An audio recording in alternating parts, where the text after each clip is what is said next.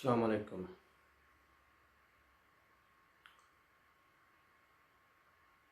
आज हम बात करेंगे कि कैंडिडेट्स जब किसी एग्ज़ामिनेशन में जाते हैं कौन सी वो चीज़ें हैं जिनको वो अपने जहन नशीन कर लें। अगर वो चीज़ें जहन नशीन कर लेंगे कोई भी कैंडिडेट, तो वो कॉन्फिडेंट के साथ उसी टेस्ट में कामयाब हो सकता है। क्योंकि आजकल जैसे PPSC Punjab public service commission की रिटन मुख्तलिफ़ असामियाँ जो हैं लेक्चरर्स की अनाउंस हो चुकी हैं और काफ़ी तादाद में स्टूडेंट्स उसकी प्रिपरेशन कर रहे हैं। क्योंकि वैकेंसीज़ तो 2500 हैं और एप्लीकेंट्स तकरीबन 4.5 लाख हैं। तो कंपटीशन तो बहुत ही टफ है। Is a big competition, there is a big competition because there are number of students who had applied for the positions of lecturer in various subjects। तो उसमें स्टूडेंट्स को क्या करना चाहिए और कैसे वो अपनी रिटन टेस्ट में कामयाबी हासिल करें, इसके लिए कुछ मैं आपको टिप्स बता रहा हूँ आज कि I have gone through various written tests and the interviews and अल्हम्दुलिल्लाह आई हैव बीन सक्सेसफुल। तो सबसे पहले जो स्टूडेंट है जैसे ही एग्ज़ामिनेशन हॉल में वो जाता है तो वहाँ उसको जो पेपर मिलेगा, तो सबसे पहले जो इम्पॉर्टेंट थिंग है वो ये है कि वहाँ उसमें इंस्ट्रक्शंस को गौर से पढ़ना चाहिए कि क्या इंस्ट्रक्शंस कह रही हैं। How much time is allocated for this test, number 1, क्योंकि ये बहुत इम्पॉर्टेंट है। जब आपको टाइम का पता होगा तो आप मेंटली प्रिपेयर हो जाएंगे कि how you have to attempt the questions in the test. Number 2, उसमें कि क्या उसमें नेगेटिव मार्किंग है। हाँ, नेगेटिव अगर मार्किंग है या नहीं है तो वो उसका क्या रेशो है, 1/4 है, 1/3 है, हाफ है। ये भी आपके कंसीडरेशन में रख होना चाहिए स्टूडेंट के। नंबर 3 कि वहाँ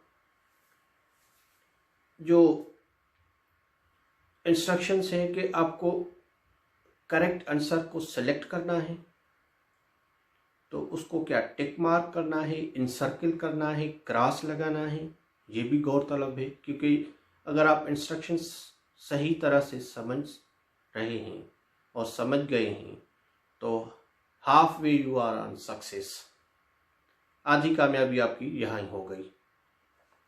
देन आपको पैटर्न देखना है कि कौन से क्वेश्चंस पेपर्स में हैं, कि इधर MCQs है या सब्जेक्टिव है। नॉर्मली लेक्चरर्स की जो रिटन टेस्ट होती है उसमें MCQs होते हैं। पैटर्न क्या है उसमें? पैटर्न ये है कि 80% सब्जेक्ट होता है, 20% GK। एंड GK में भी मुख्तलिफ़ चीज़ें होती हैं। उसमें सिंपल इंग्लिश होती है, जनरल नॉलेज होती है, करंट अफेयर्स होते हैं, इस्लामियात इंक्लूड होती है, या कुछ पाक स्टडी या वर्ल्ड अफेयर्स के बारे में भी इंफॉर्मेशन इंक्लूड होगी, जो 20% GK कहलाता है। तो रेस्ट 80% क्या होगा? आपका सब्जेक्ट होगा। तो अभी आप यूनिवर्सिटी के फ्रेश ग्रेजुएट हैं, उसको इसके लिए तो ये बिल्कुल ही नया टेस्ट होगा। जो ऑलरेडी एक्सपीरियंस्ड होंगे, जिन्होंने एक बार पहले या कई बार पहले उन्होंने टेस्ट दे चुके हैं इसकी लेक्चरर की, तो then they are fully awared about these things. But जो रिसेंट ग्रेजुएट है उनके लिए तो काफ़ी सारे खदशात होते हैं कि कैसी होंगी, कौन से क्वेश्चन होंगे, क्या टाइमिंग होगी, दे विल बी कंफ्यूज्ड। अगर आप वहाँ अपना कॉन्फिडेंस बहाल कर रहे हैं, आप पेशेंटली डील कर रहे हैं पेपर को, उसको उसका स्ट्रेस नहीं ले रहे, प्रेशर नहीं ले रहे, तो आप कामयाब हो सकते हैं। तो उसमें अटेम्प्ट करने का क्या तरीका होना चाहिए? सबसे पहले तो जो क्वेश्चन आपको आसान लग रहा है उसको आप अटेम्प्ट करें किसी भी सब्जेक्ट में। This is the tips for the all disciplines, not any particular subject. कोई भी लेक्चरर की टेस्ट तैयारी कर रहा है किसी भी सब्जेक्ट के लिए, ये इसके लिए सेम ही टिप्स है कि जो भी क्वेश्चन आपको आसान लग रहा है, फर्स्ट क्वेश्चन है तो उसको आप अटेम्प्ट करें। सेकंड नहीं आ रहा, गो ऑन थर्ड। वो भी नहीं आ रहा, गो ऑन फोर्थ, फिफ्थ। इस वे से आप क्या करें, फर्स्ट अटेम्प्ट जो है, जो भी आपको क्वेश्चंस आसान समझ में आ रहा है कि these are easy and you can do, उसको आप करें। देन रिव्यू करें सेकंड।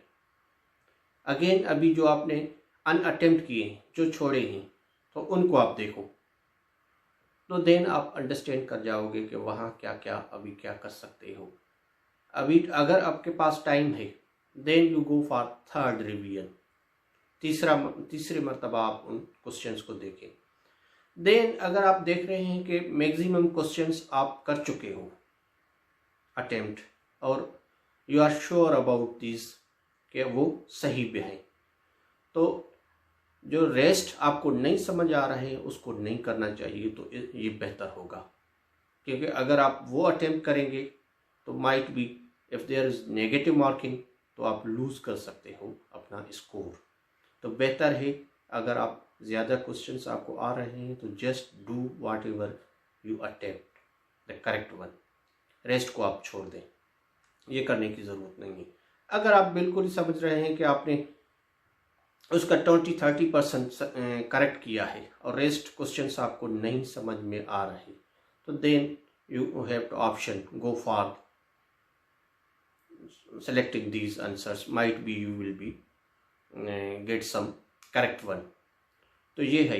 तो इसमें दूसरी ये है कि क्या स्टूडेंट को कैसे प्रिपरेशन करना चाहिए। क्या MCQs बुक्स पढ़ने चाहिए या डिस्क्रिप्टिव बुक्स पढ़नी चाहिए। अगेन वही क्वेश्चन आ रहा है, क्योंकि जो MCQs होता है वो आपकी टेस्ट कर रहा है ability what ever you have studies through out the study life, college school university में जो पढ़कर आए हैं, अभी ये आपकी एबिलिटी की टेस्ट है कि आपको क्या समझ सके हो आप, या क्या आपकी नॉलेज की लेवल है अभी, ये है। तो फर्स्ट आप go through on the books, detail में आपको पढ़ना चाहिए। Matric, FSC, FA FSC, then BA BAC, then masters के जो बुक्स हैं उसको आप अगर गौर से पढ़ेंगे तो आप इंशाल्लाह कामयाब हो सकते हैं। मेरी दुआएं आपके साथ हैं, इंशाल्लाह आप लेक्चरर्स की टेस्ट क्वालिफाई कर जाएंगे। Then I will guide for you the interview. Thank you very much.